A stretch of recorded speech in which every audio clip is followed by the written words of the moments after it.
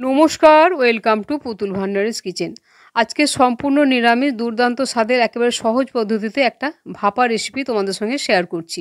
অনেকেই আছে যারা একেবারেই নিরামিষ খেতে চায় না, তাদেরকে যদি এই ভাপাটা করে দাও দেখবে তারা মাছ মাংস খেতেই চাইবে না। আর যে কোনো নিরামিষ দিনে এই ভাপা রেসিপিটা খুব সহজেই তোমরা বানিয়ে নিতে পারবে, খেতে একেবারে দুর্দান্ত লাগে। আর এই ভাপাটা সব কিছুর সঙ্গেই খেতে খুবই ভালো লাগে। একটা মিডিয়াম সাইজের টমেটো নিয়েছি, টমেটোর মুখটা একটু এইভাবে কেটে বাদ দিয়ে টমেটোটাকে খুব পাতলা পাতলা স্লাইস করে কেটে নেবো, কেন টমেটোগুলো আমি ভেপারে দেবো, তাই খুব পাতলা করে কেটে নেবো। আর আজকে আমি যে জিনিসটা দিয়ে ভাপা করব সেই জিনিসটা তোমরা অনেকভাবে রান্না করে খেয়েছো, কিন্তু এইভাবে একদিন ভাপা করে খেয়ে দেখবে দুর্দান্ত স্বাদের হয়। আজকের রান্নাটা সম্পূর্ণ দেখার পর যদি ভালো লাগে একটা লাইক শেয়ার কমেন্ট করবে। আর আমার চ্যানেলে যদি তুমি নতুন হয়ে থাকো, আমার চ্যানেলটিকে সাবস্ক্রাইব করে নেওয়ারও অনুরোধ জানালাম। টমেটোগুলো বেশ পাতলা পাতলা স্লাইস করে কেটে নিয়েছি। এখানে আমার 4টে কাঁচা লঙ্কা আছে। এখন আমি 2টো কাঁচা লঙ্কা এভাবে মাঝ বরাবর চিড়ে নেব। আর 2টো কাঁচা লঙ্কা দিয়ে আমি মশলাটা বাটবো। তবে ঝালটা তোমরা তোমাদের পছন্দ মতো কম বেশি করে নেবে। 2টো কাঁচা লঙ্কা এইভাবে মাঝ বরাবর চিড়ে নিলাম। বেশ কিছুটা পরিমাণে ধনেপাতা আছে, ধনেপাতাটাকে খুব মিহি করে কুচিয়ে কেটে নিচ্ছি। আমার চ্যানেলে বিভিন্ন ধরনের ভাপা রেসিপি দেওয়া আছে, তোমরা চাইলে আমার চ্যানেলে গিয়ে সেই সমস্ত দুর্দান্ত স্বাদের ভাপা রেসিপিগুলো দেখতে পারো।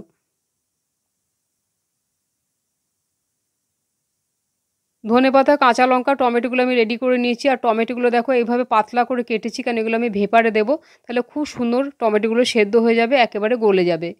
আর এখন আমি ভাপার জন্য মশলাটা করব। একটা মিক্সির জারের মধ্যে 4 চামচে 1 চামচ দিয়ে দিলাম হলুদ সর্ষে, আর দিয়ে দিচ্ছি 1 চামচ কালো সর্ষে, 4 চামচের মেপে। আর টেবিল চামচের মেপে 1 চামচ দিয়ে দিচ্ছি পোস্ত। পোস্তর পরিমাণটা একটু বেশি দিলে এই ভাপাটা খেতে খুব ভালো লাগবে।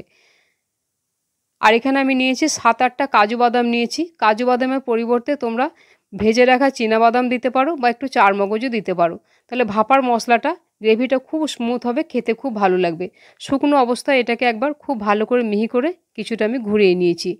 এখন এর মধ্যে আমি দিয়ে দিচ্ছি টেবিল চামচের 1 চামচ পরিমাণে টক দই।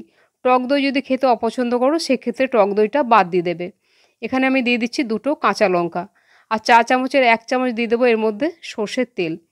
আজকে যে জিনিসটা দিয়ে আমি ভাপা করব, এইভাবে সর্ষের তেল দিয়ে মশলাটা পেস্ট করবে, সেটা খেতে একেবারে খুব ভালো লাগবে। সামান্য পরিমাণে একটু জল দিয়ে মশলাটাকে পেস্ট করে নেব।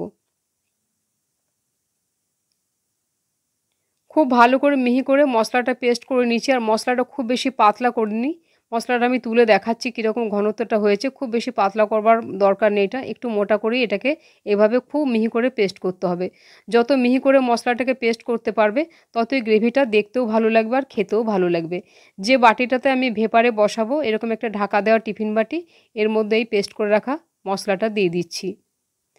আজকে আমি যে জিনিসটার ভাপা করব, এইভাবে তোমরা ভাপাটা একদিন করে খেয়ে দেখবে। আশা করছি রান্নাটা তোমাদের খুব ভালো লাগবে। খুব সামান্য পরিমাণে একটু মিক্সির জারটা ধুয়ে জল দিলাম, খুব বেশি এতে জল দেওয়ার প্রয়োজন নেই। 4 চামচের হাফ চামচ পরিমাণে দিয়ে দিচ্ছি হলুদের গুঁড়ো। আর এখানে কালারের জন্য দিচ্ছি খুব সামান্য একটু কাশ্মীরি লঙ্কার গুঁড়ো, তাহলে দেখতে বেশ ভালো লাগবে। যদি এটা দিতে না চাও সেক্ষেত্রে এটা বাদ দিয়ে দেবে। আর এখানে আমি দিয়ে দিচ্ছি একেবারে পরিমাণ মতো নুন দিয়ে দিলাম। আর এটা একটু মিষ্টি মিষ্টি হলে খেতে ভালো হয়, নিরামিষ রান্না, তাই 4 চামচে হাফ চামচ আমি চিনি দিলাম। তবে ঝাল মিষ্টিটা তোমরা তোমাদের স্বাদ অনুপাতে দেবে। একটা টমেটো কেটে রেখেছিলাম, তার থেকে অল্প কয়েক টুকরো এখন আমি দিলাম, পরে বাকিটা দেব। আর এখানে সামান্য এই টেবিল চামচে 2 চামচ মতো কড়াইশুঁটি ছাড়ানো দিয়ে দিলাম। আর এখন আমি এতে দিয়ে দেবো খুব সামান্য একটু কোচানো ধনেপাতা। এখন এই মশলাটাকে খুব ভালো করে মিশিয়ে নেব। এই ভেপারে মশলাটাকে যদি এইভাবে কিছুক্ষণ রেখে দেওয়া যায় মিশিয়ে, তাহলে সর্ষে পোস্তর যে একেবারে একটা ঝাঁঝালো গন্ধ থাকে, সেই গন্ধটা অনেকখানি কমে যায়, খেতে খুব ভালো লাগবে। বেশ ভালোভাবে এটাকে আমি মিশিয়ে এখন এটাকে আমি সাইড করে রেখে দিচ্ছি। আজকে আমি করব পনির ভাপা। তার জন্য এখানে আমি নিয়েছি 150 গ্রাম পনির। পনিরে তোমরা অনেক রকম রান্না খেয়েছো, কিন্তু এইভাবে যদি তোমরা পনির ভাপাটা করে খাও, অসম্ভব সুস্বাদু হয় খেতে, একেবারে দুর্দান্ত লাগে। এখন আমি এই পনিরটাকে তোমরা চাইলে কাঁচা অবস্থাতেই কেটে দিয়ে দিতে পারো, কিন্তু পনিরটাকে আমি হালকা করে একটুখানি ভেজে নেবো। তার জন্য একটা প্যান বসিয়েছি, 4 চামচের 1 চামচ পরিমাণে একটুখানি সর্ষের তেল দিয়ে দিলাম। তেল গরম হয়ে গেছে, এখন এই গোটা পনিরটাকে এভাবে দিয়ে দিলাম।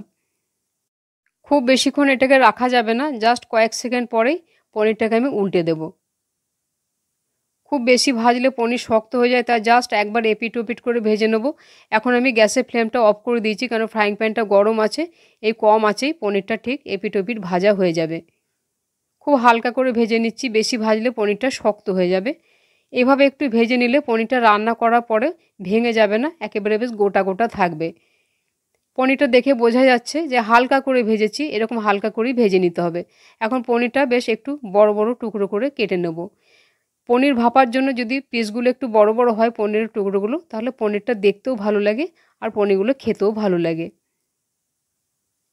তবে তোমরা চাইলে তোমাদের পছন্দ মতো ছোটো বা বড় করে কেটে নিতে পারো। এইভাবে আমি একটু মোটা মোটা টুকরো করে পনিরটা কেটে নিয়েছি। যে মশলাটা আমি টিফিন বাটির মধ্যে রেডি করে রেখেছি সেই মশলার মধ্যে পনিরের টুকরোগুলো দিয়ে দিচ্ছি। আমার কাছে কমেন্ট এসেছিলো পনির ভাপা রেসিপি দেখাবার জন্য, তাই পনির ভাপা রেসিপিটা শেয়ার করলাম। আশা করছি ভালো লাগবে। সমস্ত পনিরের টুকরোগুলো দিয়ে দিয়েছি। এখন একটা চামচ নিয়ে সমস্ত মশলার মধ্যে পনিরগুলো ভালো করে মিশিয়ে দেবো, যাতে প্রত্যেকটা পনিরের মধ্যে মশলাগুলো বেশ ভালোভাবে লেগে থাকে। এইভাবে তোমরা পনির ভাপাটা করবে, আশা করছি এইভাবে পনির ভাপাটা খেতে তোমাদের খুবই ভালো লাগবে। এখন এতে আমি দিয়ে দিচ্ছি সামান্য পরিমাণে আবারও কোচানো ধনেপাতা। আর যে বাকি টমেটোটা আমার ছিল কয়েক টুকরো প্রথমেই দিয়েছিলাম, আর বাকি টমেটোটা আমি ওপর থেকে এইভাবে পাতলা পাতলা স্লাইসগুলো সাজিয়ে দেবো। এগুলো খুব সুন্দরভাবে সেদ্ধ হয়ে যাবে, খাওয়ার সময় এগুলো খেতে খুবই ভালো লাগবে মেখে। আর যে আমি দুটো কাঁচা লঙ্কা এইভাবে মাঝ বরাবর চিড়ে রেখেছিলাম, কাঁচা লঙ্কাগুলো এইভাবে ওপর থেকে সাজিয়ে দিচ্ছি। আর চা চামচের হাফ চামচ পরিমাণে দিয়ে দিচ্ছি ওপর থেকে সর্ষের তেল।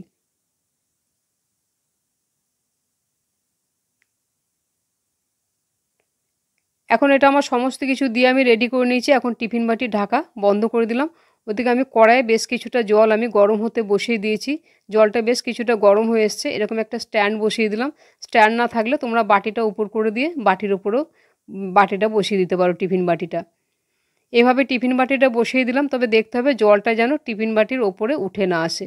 এখন এটাকে আমি গ্যাসের আঁচ কমিয়ে দিয়ে 5 থেকে 7 মিনিটের জন্য ঢাকা দিয়ে দেবো। একেবারে কম আঁচে ভেপারে বসিয়েছিলাম। প্রায় 7 মিনিট পরে আমি ঢাকাটা খুলে একেবারে গ্যাসের ফ্লেম অফ করে দিয়েছি। পনির ভীষণ নরম, তাই এটা বেশ তাড়াতাড়ি রান্নাটা হয়ে যাবে। এখন আমি বাটিটাকে একটা প্লেটের মধ্যে নামিয়ে নিয়েছি, একটুখানি ঠান্ডা করে তারপর দেখাচ্ছি। এখন একটু একটু গরম আছে, তা আমি খুলে দেখাচ্ছি যেটা দেখতে কীরকম হয়েছে। দেখতে একেবারে দুর্দান্ত হয়েছে, এটা খেতেও খুব ভালো লাগে। টমেটোগুলো একেবারে গলে গেছে। এখন একটা পনির আমি তুলে দেখাচ্ছি যেটা কীরকম হয়েছে। দেখো পনিরগুলো পুরো গোটা গোটা আছে, আর কি লোভনীয় লাগছে দেখতে, খেতেও খুব ভালো লাগে এটা। আজকের পনিরের রান্নাটা তোমাদের কেমন লাগলো আমাকে একটা কমেন্ট করে জানাবে। আর প্লিজ আমার চ্যানেলটিকে সাবস্ক্রাইব করে তোমরা আমার পাশে থাকবে। রান্নাটা সম্পূর্ণ দেখার জন্য ধন্যবাদ। তাহলে আবার অন্য কোনো দিন দেখা হবে অন্য কোনো রেসিপিতে। সবাই ভালো থাকবে। নমস্কার।